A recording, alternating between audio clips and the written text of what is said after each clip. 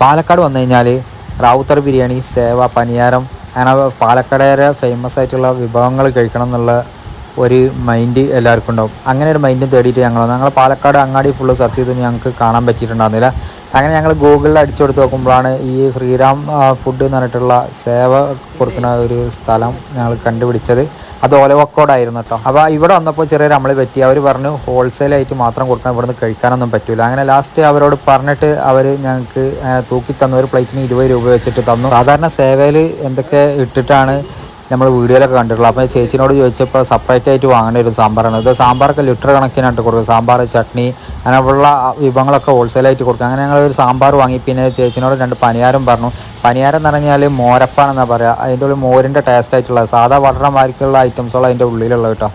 അങ്ങനെ സംഭവം ഒക്കെ കൂടി 3 കൂടി കൂട്ടി പിടിച്ചപ്പോൾ നല്ല ടേസ്റ്റ് ഉണ്ടായിരുന്നു. മൊത്തം ഞങ്ങൾക്ക് 98 രൂപയായി. സാമ്പാറിന് 32